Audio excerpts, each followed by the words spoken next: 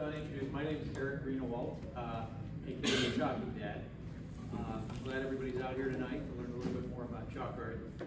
My own background, I work in corporate America. As much as I'd like to be a full-time chalk artist, and it feels like it sometimes, I work in corporate America doing corporate finance, so you're going to get a PowerPoint presentation. But it's mostly just a way for me to show pictures of my background. I'm going to talk a little bit about myself, how I got to be the chalking dad and travel all around the world doing chalk art. We'll talk about a couple of techniques and some little tricks and different things that I like to use, and then weather permitting, we'll do a little bit of chalk art outside, and if not, I think we have a potential fallback plan coming in the form of paper. So, the beginning, we're down here. My story really started in the driveway of my home. I live in North Huntington, Pennsylvania, which is about 30 minutes east of Pittsburgh, so across the Allegheny Mountains. And it began with these two little girls. My older daughter, JC, my younger daughter, Jenna. She must have been newly born at that time. In a past life, before going into corporate America, I worked at night at a newspaper in Pittsburgh, so I was home with them during the daytime while my wife was at work. And like any toddlers would do, they wanted to find things to do during the daytime.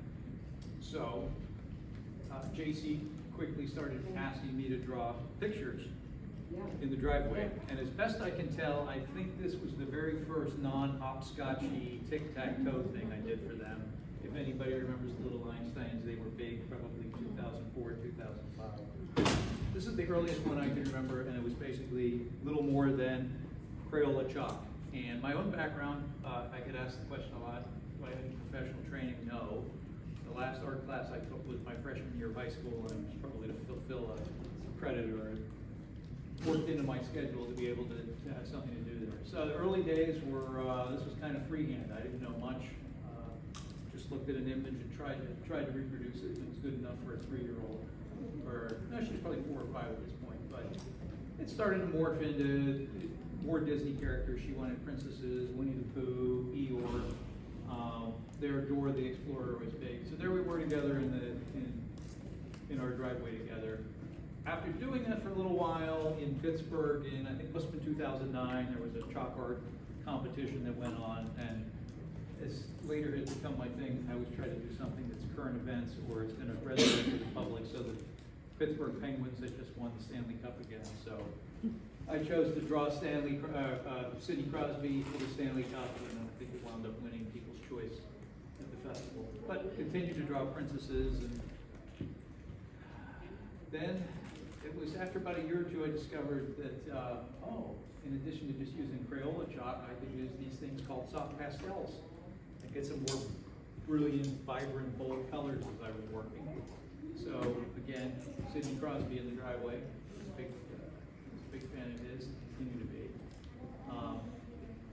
We had a dog a family dog that passed away, so drew her in the driveway. Kept doing a lot of these in my driveway and became known in the neighborhood as the dad who does all the chalk art, or eventually the chalking dad. It was a little bit easier as a social media handle.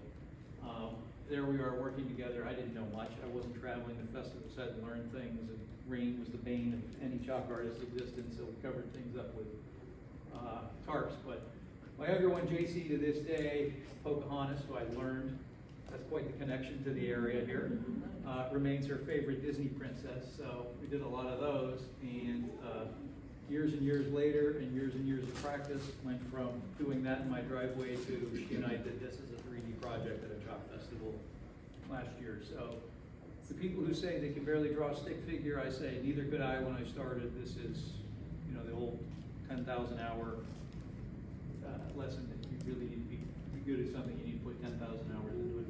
I probably am there at this point and still continuing to learn how to do things. And now, in fact, those kids are grown up. This is JC, who was supposed to be here tonight, but due to circumstances wasn't able to.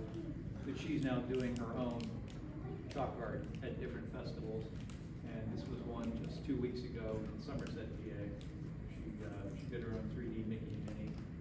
And Jenna hasn't really taken on to doing her own pieces yet, but she'll come along and help. And helps fill some pieces in, and like I said, JC's working and doing her own pieces.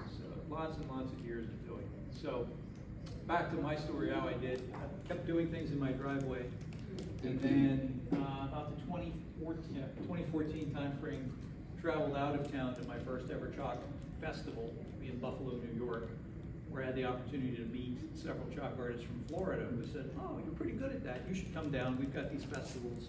They'll put you up in a hotel. They'll usually give you a stipend to cover your travel." The first one I went to was in Clearwater, Florida, and went and did that first one, and the chalk art bug bit me, and have been on the road doing it ever since. About that same time, I first experimented with 3D pieces in my driveway. Was trying to figure out how to do it. There weren't a whole lot of resources online, but really what happens in the chalk art community is you start to meet people and you learn the little techniques and tricks to be able to do things. And, started to morph into later that summer, figured out how to do a 3D Olaf for a birthday party, and continued to travel. Started doing a chalk festival in Baltimore. And really, once you start traveling and doing the festivals and getting on that festival circuit, you make these connections and you make these friends with other chalk artists, and wind up getting invited. And one thing led to another. Just kept practicing. Went to chalk festival in New York State. Jenna, my younger one, as her is much younger. That was at a chalk festival in Michigan. And then really culminated, I think the biggest thing that happened was in 2019. It was the introductory photo, and here as well, I got to travel to England for a chalk festival over the summer of 2019. I was invited to participate over there. I wound up winning a couple of awards for that piece over there. Fought the rain, fought the elements that were over there. And then February of 2020, there's a huge chalk festival in Lake Worth, Florida, and that would be the last event that I would do for about a year and a half. COVID came along, and COVID was a pretty awful time, but for me, it made my social media presence take off, because people were looking for content. People were looking for things to do online, so it would get picked up by BuzzFeed and other websites. So that was an early 3D piece of a Purell bottle. We did basically, it was a lot of time at home and trying to figure out how to not lose my mind during that time. So my driveway really became the canvas for a while. I started doing a lot of, I was watching The Office on, I forget if it was Netflix or what, but it became kind of my way to get through COVID, and then also to do chalk art pieces. So I wound up started doing a lot of office-related things, and got kind of a lot of following from fans of The Office throughout COVID. Hamilton was released that summer on Apple TV, so really kind of just tried to keep busy and keep active. I got invited for an hour. I took over the Today Show's Instagram channel and shocked the hosts from there. So there were a few festivals, mostly red states, that went on throughout the summer of 2020. This was in North Dakota, and that was my view of how that year was going. Everything's fine, don't worry about it. This is my wife, Julie, who's been quite tolerable of this whole chalk art experience. And really, like I said early on, I was trying to find something that's current events, that's going to make people laugh, bring some smile to their face. This is when GameStop was a meme on Reddit and was taking over the world. Wow. And then the other thing that happened during COVID was I started doing online drawings of celebrities when they passed away. So it's kind of the joke in the chalk art community now that if somebody dies, they immediately send me the headline to make sure I draw it pretty quickly and turn it around. Fortunately, the last couple of weeks, we've had quite a few famous people pass away. Hank Aaron and Alex Trebek. Anyway, COVID ended, and I wound up getting that massive social media following. My older daughter graduated from high school, so really continued to do the 3D thing at a lot of different chalk festivals all around the country. But I think the biggest, I get asked a lot of times, what's my favorite piece or favorite thing that I've done? In 2021, September of 2021 was the 20th anniversary of the events of 9/11, and I live about an hour west of where Flight 93, heroic passengers made the decision that they did and that jet crashed. So I was able to organize an event with 10 chalk artists from all around the country, and we spent 2.5 days doing portraits of the 40 passengers in the group. I need to do occasional pieces in my driveway. This is the big thing I hear is my neighbors say we don't see as much art in the driveway anymore. So it's because I'm always on the road or I'm driving to Virginia to talk about chalk art. But what really happened, like I said, was in addition to doing those things in the driveway, social media really started to take off. And 3 years ago, I got an email from some social media people at the BBC asking if I would do a chalk drawing for this kid's show called Bluey.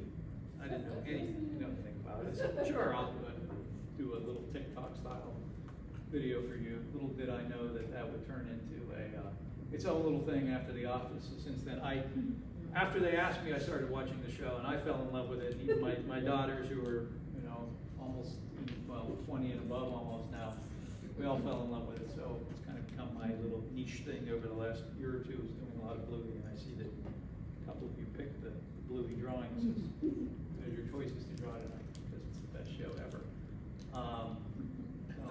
Done a lot of Bluey things. Just remember the break dancer. Yeah. And what that led into is I do a lot of, these are nice because I can do them in my driveway again, but I do a lot of little social media things. So TikTok really took off for me. I've got about 350,000 followers there. Instagram, it's kind of just been a viral thing. It's, again, catching on to pieces and doing things. So I got to do something for Huggies. You can see, even doing it in the snow. The new Paddington movie that came out, Gabby's Dollhouse, which apparently is hugely popular among kids on Netflix. I've done a whole bunch of different brands. Cocomelon did a piece for those guys. So that's the history of me and what's gotten me to where I am. So call it now, I'm about 18 years into doing chalk art. History of chalk art, you guys may know this. If you don't, you're going to get a little brief history. Really kind of goes back to Renaissance Italy, where Da Vinci and Michelangelo, they painted all those things, but they didn't paint all the buildings and the cathedrals by themselves. They had help, and they had itinerant artists, and when those artists were not working inside the cathedrals or inside the churches or inside the palaces, they would start doing their own reproductions of those pieces on the sidewalks outside the churches, and they put a cup out to collect a few pennies and try to make a dollar or two on the side. And most of those were images of the Virgin Mary, where they were religious in nature, and so they became known as Modinari, or artists drawing the Madonna. So that's another name for chalk artists: Modinari, street painters, screevers. Still to this day, across Italy and across Europe, there's a lot of chalk art that's done that's still of a highly religious nature. There's a large event that goes on in Italy every summer where, for I think it's 24 hours straight through the night, artists will be creating pieces in the plaza of a church there in Grazie. And in England, as I said, they were known as screevers. Perhaps nobody more famous than this guy, Bert, Dick Van Dyke from Mary Poppins. When it comes to 3D art, there's kind of a couple artists who are really credited with introducing 3D chalk art. One of them is Kurt Wenner, who I've had the opportunity to meet at some chalk festivals in the past in Florida. Julian Beaver from England, probably seen a lot of his artwork online. David Zinn, you may see his little characters pop up. He's from Michigan. I've had the chance to meet him, and I think that 3D art has kind of come into its own in the last 15 years or so. Like people, you think back to these guys who were trying to do it 25 years ago. If you wanted to see what it looked like, you either had to look through their camera, or take a photo, go home, get prints made of it to see what it was actually look like. Now everybody has one in their pocket, so you can get the instant gratification of what that art looked like. Today there's a ton of amazing street painters still doing work, and I'm honored to call a lot of them friends and colleagues, and done a lot of events Nate Baranowski does pieces at Epcot every year. Another friend of mine named Chris Carlson from Denver, Colorado, does a lot of work. Naomi Haberlin from, she's in Florida now. There's a lot of different artists. Alex Maxioff from Ukraine, who's actually here in the United States now, does some amazing work. Sean McCann out of Minnesota. So you really start to develop this community of friends. We call it the Chalk Art family. And you know, throughout the summer, I'm always doing different festivals all around the country. You see a lot of these same folks.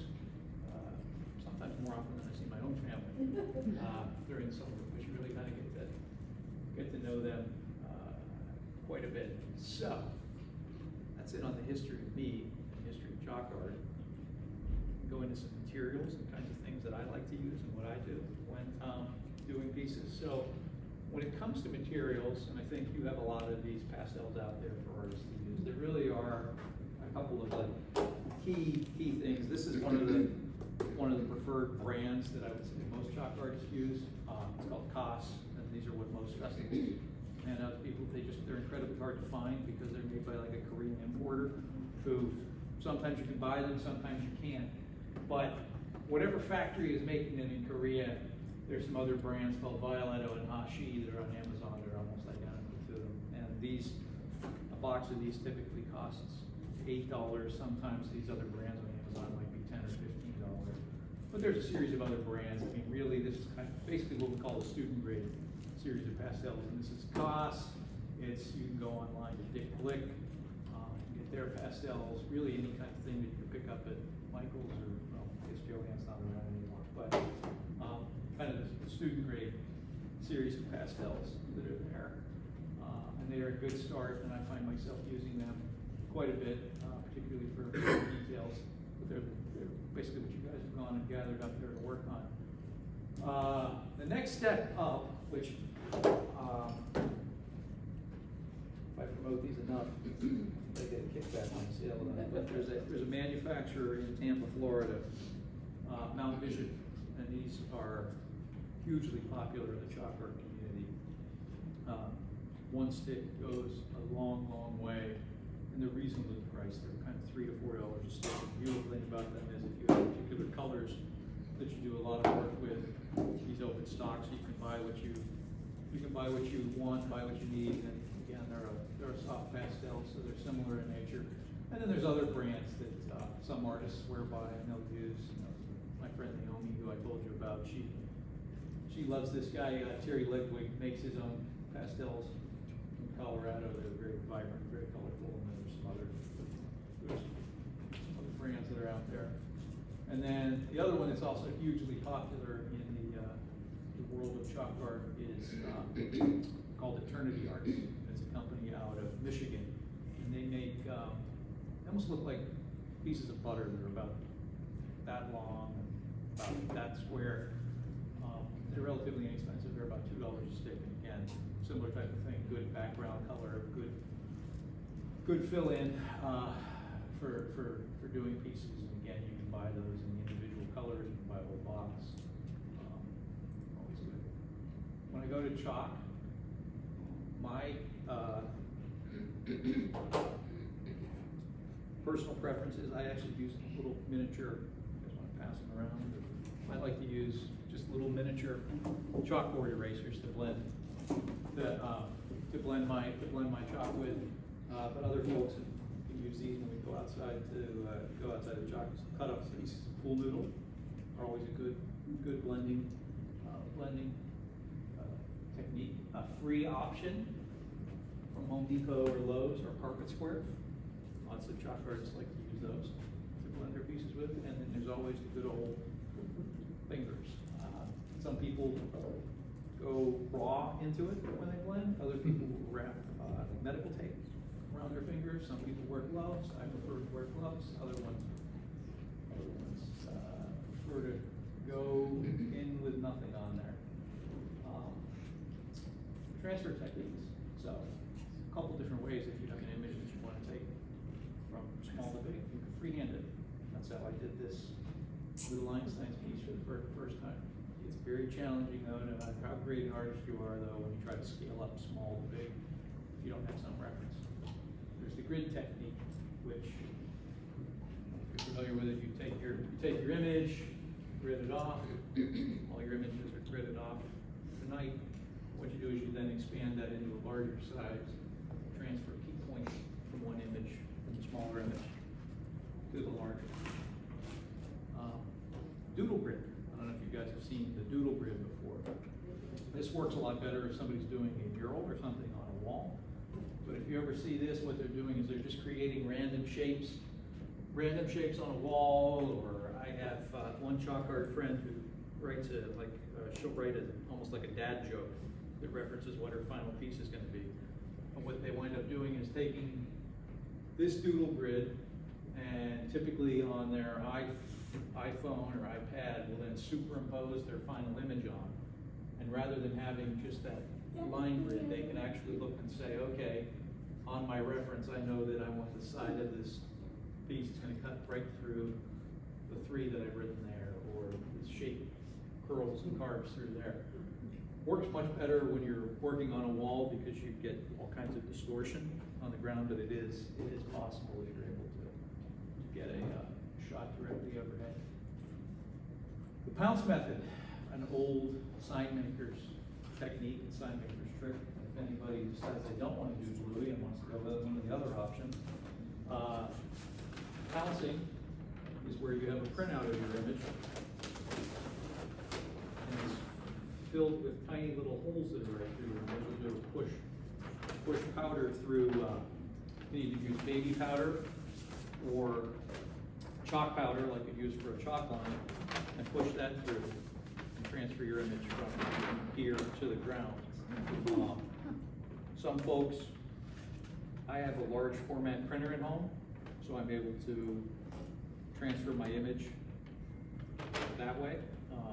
A lot of people, if you want to do the pounce technique, they'll get a project your image up onto the wall, onto large paper, and pounce it the same way. You use a pounce wheel, which is what quilters will use, or some folks just take even a nail and push through little holes in the paper. But it's another little skill and another little technique. So another way to transfer images there. And like I said, I've got the flower and the watermelon. If anybody decides that's how they would like to sketch their image out.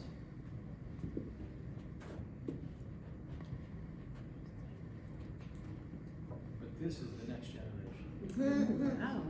Is VR goggles. And if the technology works right, I could show you how this is working. I would tell you that this is using, so I'm using MetaQuest 3 goggles here.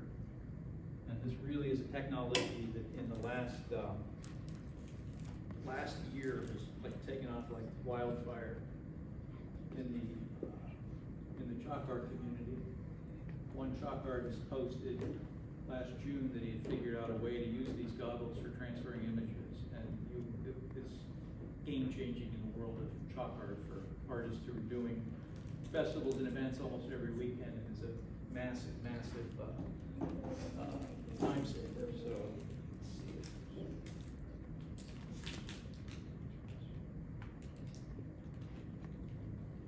worked before, so let's hope it does again.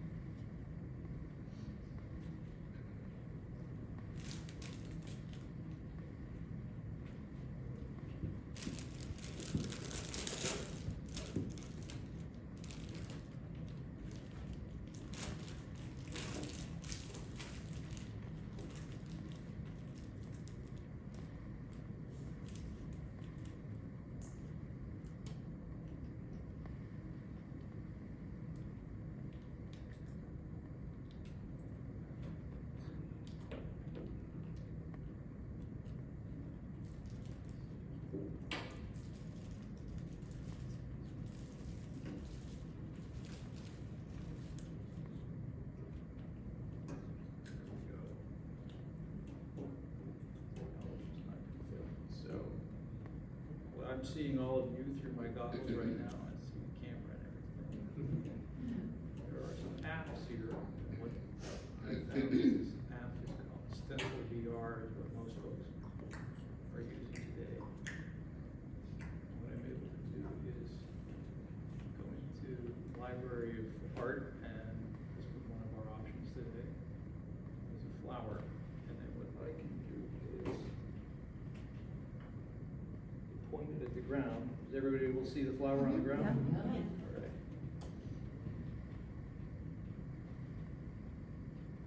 And what I can do is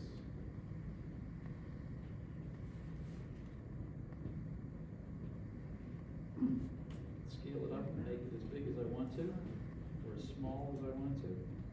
I can take and rotate the art. Go this way, this way.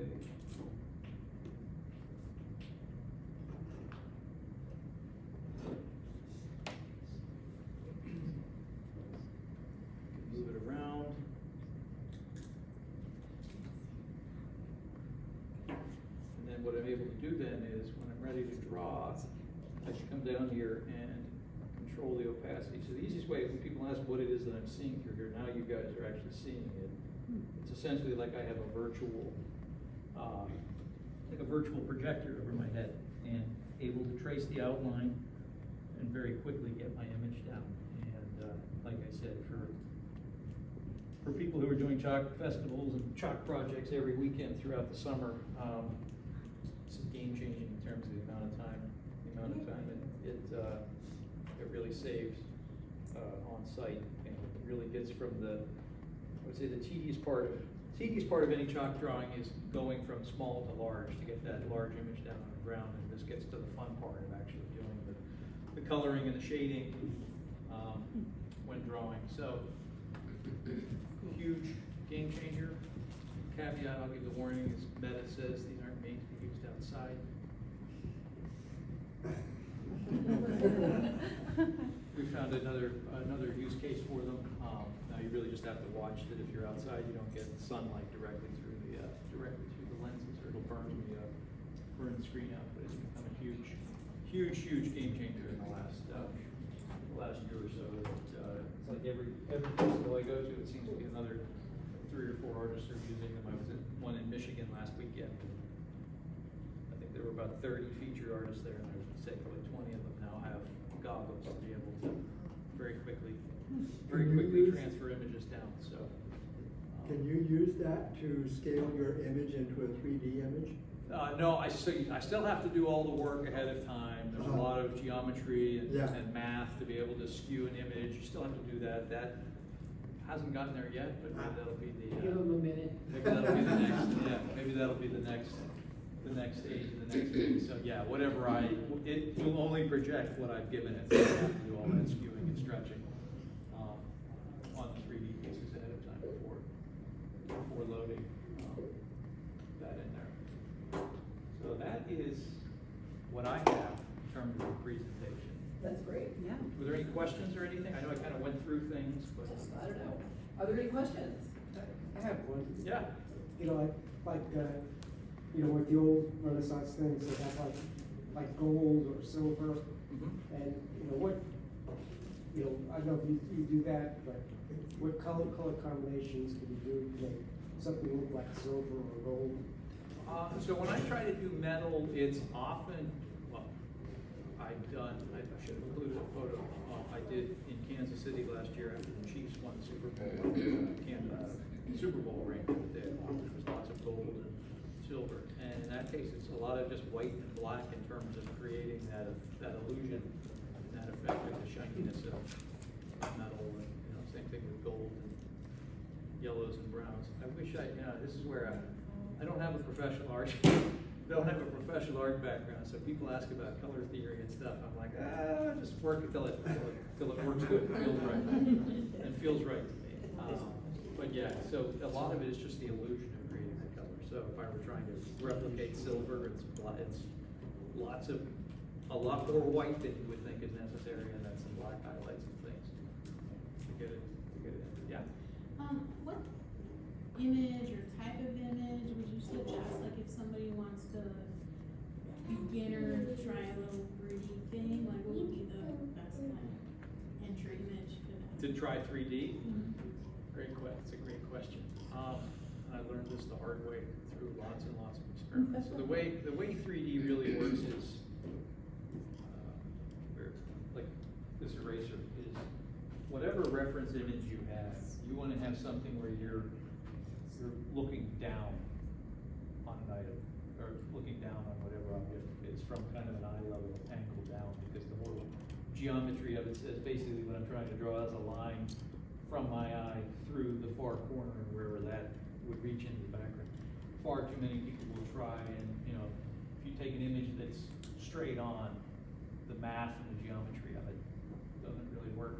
In terms of what type of image, it's usually just, the very first one I did was a Rubik's Cube, just trying to understand the geometry and the math of it, of how lines all come back to a central point. That's really the key thing. I wish I'd sketched it better, but really 3D is all about, you have a viewing point, and anything that is a horizontal line needs to come back to that point. So starting out with a simple cube or a cylinder is really sometimes the easiest way to try to do something like that.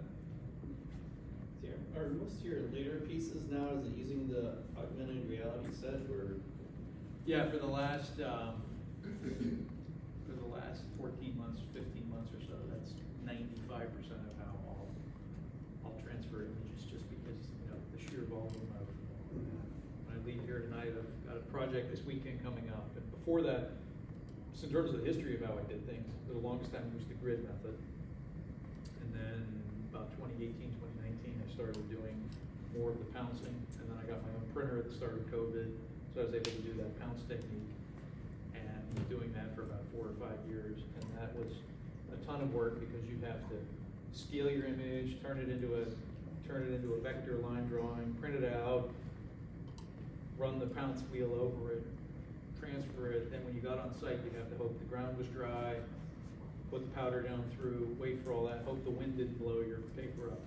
Now it's like, load the image in and you can transfer it. So it's been a massive time saver on that front, and similarly, it's opened up the door to doing a lot more local events where, maybe a fire hall is a fake and you come out, and a lot of times it's not even the budget, it's just the time window. If they have 2 or 3 hours, but they want something elaborate, it's tough to actually get that done. Now with these, it's like, show up, sketch it out, get to the work a lot faster. Thank you. I'm gonna ask Erik to run outside and make a call, whether you wanna work with him outside or inside, and while he makes that call, looking at his weather app and looking